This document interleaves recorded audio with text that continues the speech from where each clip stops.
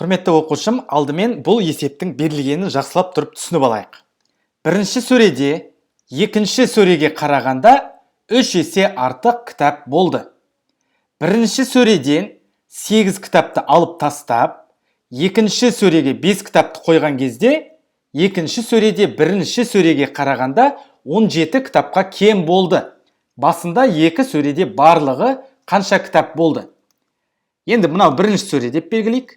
Мына жерде бізде екінші сөре болсын. Не деп тұр? Бірінші сөреде екінші сөреге қарағанда 3 есе артық кітап. Екінші сөреде кітаптар саны 3-ке көбейтсек, бірінші сөреде кітаптар саны шығу керек.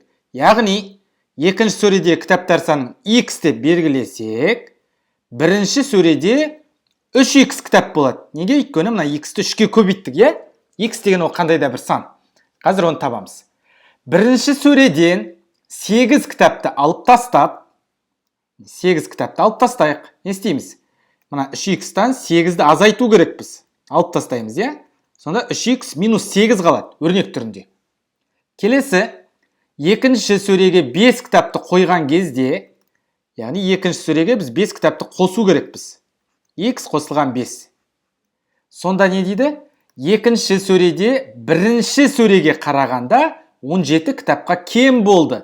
Яғни, мына бірінші сөредегі кітаптардың санынан 17-ні азайтсам, өйткені 17-ге кем екінші сөреде. Сонда екінші сөредегі кітаптардың саны шығу керек. Не, қарапайым теңдеу шығып тұр, я? Сонда не болады?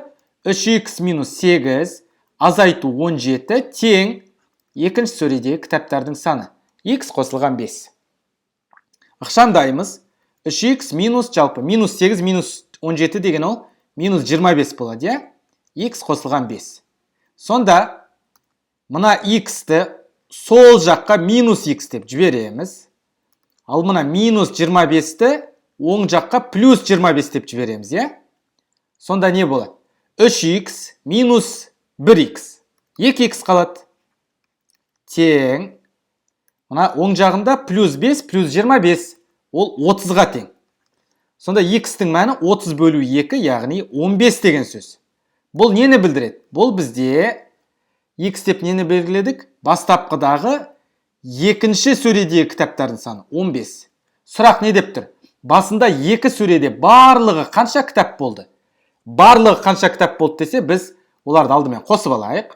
3x-ке қосамыз x-ті. Қанша x болады? 4x.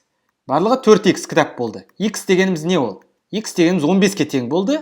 4 көбейту 15, сонда 60 кітап болады екен барлығы бастапқы сөрелерде, е? Сонда жауабы С болады.